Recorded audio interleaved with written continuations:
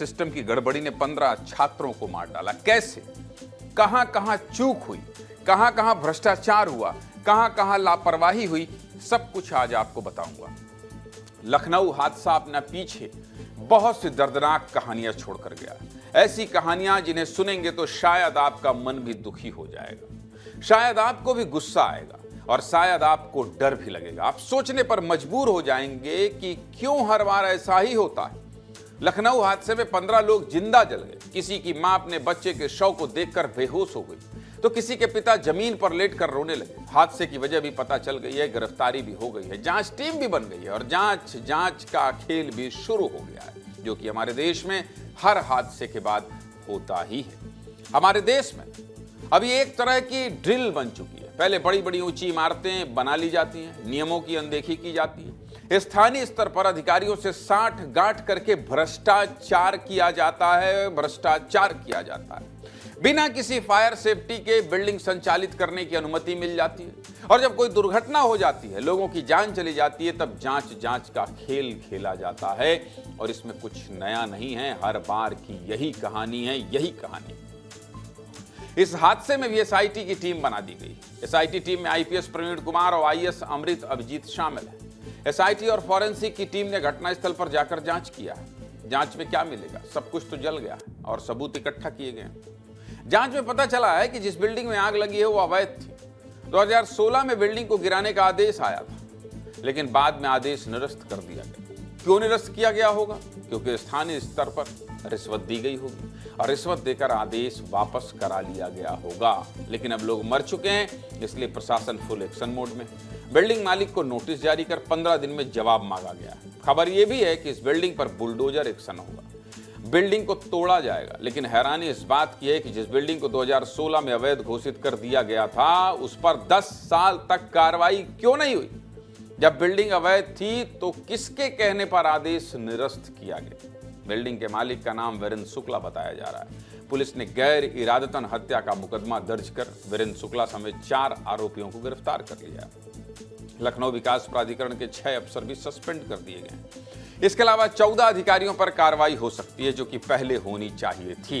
इस बिल्डिंग में सिर्फ एक खामी नहीं थी, बल्कि इस इमारत में एक एक ईंट भ्रष्टाचार से बनी थी। वो कैसे, आपको ये भी बता देता हूं। देखिए, जांच में क्या पता चला है आपको पता है? जांच में पता चला है कि इस बिल्डिंग ने फायर सेफ्टी एनओसी नहीं ली थी, यानी इस बिल्डिंग के पास आग से बचने के इंतजाम नहीं थे और फायर डिपार्टमेंट को यह बात पता थी।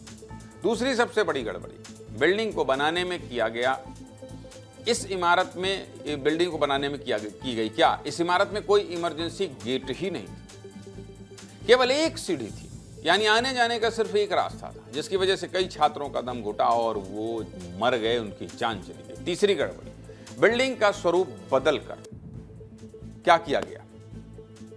बदल दिया गया। यह बिल्डिंग मूल रूप से रिहायशी थी, यानी रेसिडेंशियल इस्तेमाल के लिए इसे बनाया गया था, लेकिन 2014 में बिना अनुमति के इसमें दुकान और कोचिंग शुरू हो गई। आशंका है कि बेसमेंट में जो एसी लगा था, उसके फटने से आग फैली और धुआं ऊपर तक पहुंचा। क्योंकि इस बिल्डिंग में वेंटिलेशन का कोई रास्ता नहीं था, इसलिए पूरा धुआं बिल्डिंग के अंदर ही घूमता रहा। और ऐसा नहीं है कि यह सब आज से हो रहा था, पिछले 10 साल से इसी तरह बिल्डिंग का कमर्शियल इस्तेमाल किया जा रहा था। एक रिपोर्ट आपको दिखाता हूं, देखिए फिर आगे बात करें।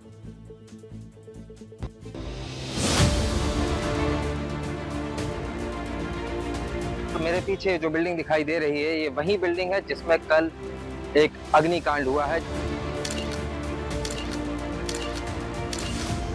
ये जो रेलिंग आपको दिखाई दे रही है सफेद कलर की, जिसके ऊपर एक बक्सा पड़ा हुआ है, इसी रेलिंग पर कल एक बच्चा दूसरी मंजिल से अपनी जान बचाने के लिए गिर गया। एलडीए इस तरीके की कोचिंग संस्थानों को बंद कराएगी, उनकी फायर एनओसीज को चेक करेगी। कल रात से जो जिम्मेदार लोग हैं, 4 लोगों की गिरफ्तारी भी हुई है, अधिकारियों को सस्पेंड भी किया गया है। एसआईटी जांच रिपोर्ट आने के बाद इसमें कड़ी कार्रवाई होगी, कोई बचेगा नहीं। घटना में आग लगने के कारण की छानबीन के लिए साइंटिफिक एविडेंसेस, फॉरेंसिक साइंस की टीम का भी उपयोग किया जा रहा है।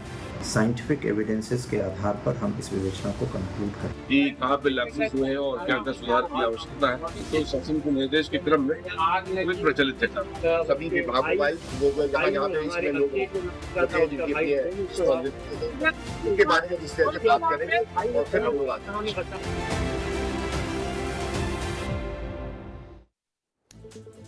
इस हादसे में अलग अलग शहरों के 15 लोगों की जान गई है और इन सभी की उम्र 18 से 30 साल के बीच में थी। ये सभी 3D एनिमेशन सीखने लखनऊ आए थे, अपना करियर बनाने आए। लेकिन ये सिस्टम इतना गैर जिम्मेदार और लापरवाह है कि इसने 15 मासूम छात्रों को मार डाला। जान गंवाने वालों में पहला नाम लखनऊ की रहने वाली अनुष्ठा राय का है, दूसरा नाम कोलकाता की रहने वाली अनामिका समांथा का है, तीसरा नाम साउथ 24 परगना के रहने वाले सोमलया बेरा का है, चौथा नाम कानपुर के संयम विज का है, पांचवा नाम कानपुर के सूरज सिंह, लखनऊ के सागर पंत का नाम छठा है। इस हादसे में जिंदा जलने वाले अगले व्यक्ति लखनऊ के सुखमणि सिंह है, आठवां नाम लखनऊ की रहने वाली ज्योति का है, नौवां बाराबंकी के मोहम्मद अम्बार का है, 10वें मृतक लखनऊ के नीलेश कुमार हैं, अनूपपुर मध्य प्रदेश के रहने वाले जैनील चक्रवर्ती भी हैं और 12वां नाम है लखनऊ के अब्दुल रहमान का। 13वें मृतक लखनऊ के शाहजहान सिद्दीकी हैं, 14वां नाम सोनीपत हरियाणा के रहने वाले भविष्य शर्मा का है और आखिरी नाम इस 23 साल के बच्चे आदित्य श्रीवास्तव का है, जो सीतापुर जैसे छोटे शहर से अपने सपने पूरे करने लखनऊ आया था। जब आदित्य का शव सीतापुर पहुंचा तो उनका परिवार टूट गया। उनकी मां अपनी बच्चे के शव को देखकर बेहोश होने लगी। पिता इस उम्मीद से शव को देखते रहे कि बेटा उठेगा और एक बार फिर से अपने पिता को गले लगा लेगा। बहन निष्ठा भी अपने भाई के शव से लिपट लिपट कर रोती रही, वो भाई जिसे वो हर साल रक्षाबंधन पर राखी बांधती थी। बहुत दर्दनाक तस्वीरें, देखिए रिपोर्ट।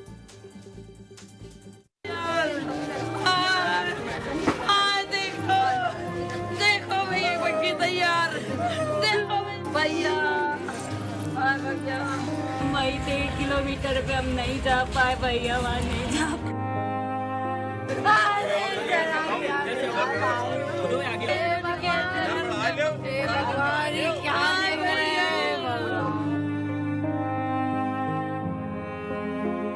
सपने तो जाने दूर से, हर बच्चा दूर से आया था भैया, किसी का कोई नहीं था।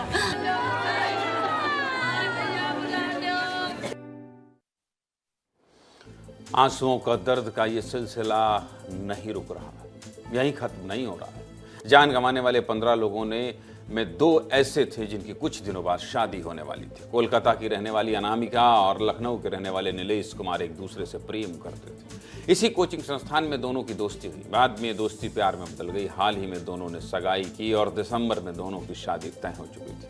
लेकिन दोनों के घर में शादी की शहनाई गूंजती उससे पहले ही इस हादसे में दोनों की जान चली गई। अनामिका का परिवार जब अपनी बच्ची को देखने के लिए कोलकाता से लखनऊ के अस्पताल पहुंचा तो अपनी बेटी के शव को देखकर मां बेहोश हो गई। पिता मीडिया के सामने अपने आंसुओं को रोक नहीं पाए और अनामिका के शव को कोलकाता भेज दिया गया। वहीं उनके मंगेतर नीलेश का लखनऊ में ही अंतिम संस्कार किया गया। नीलेश और अनामिका दोनों पंचतत्व में विलीन हो गए और इसी के साथ दोनों का जीवन भर साथ रहने का सपना भी अधूरा रह गया। आज जब एक ही शमशान घाट में कई चिता जली तो पूरा लखनऊ कराह रहा था, क्योंकि ये बच्चे यहाँ अपने सपने पूरे करने के लिए आए थे। लेकिन अब उनकी अस्थियां इस शहर से वापस जा रही हैं। डिप्टी सीएम ब्रजेश पाठक भी मृतकों के अंतिम संस्कार में शामिल होने के लिए शमशान घाट पहुंचे थे। और अभी तो हमने आपको सिर्फ 2 कहानियां बताई, ऐसी कई दर्दनाक कहानियां हैं जो इस आग में राख हो गई। बाकी परिवारों का दर्द भी आपको इस रिपोर्ट में दिखाता हूं, देखिए।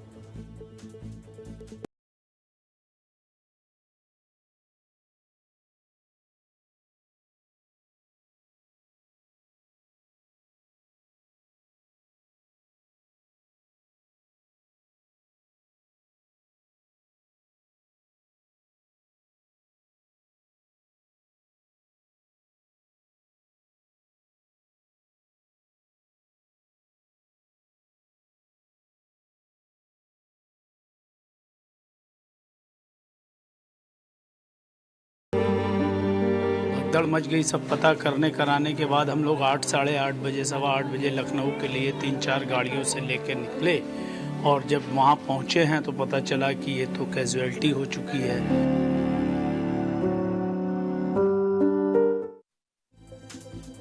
सीधे मुद्दे की बात यही है कि इन तस्वीरों को देखकर और परिजनों का ये हाल देखकर दुख होता है, गुस्सा आता है और बार बार मन में एक ही सवाल आता है कि आखिर कब तक हमें इस तरह की खबरें दिखानी पड़े, आखिर कब तक लोग इसी तरह सिस्टम की वजह से मरते रहेंगे, आखिर कब तक।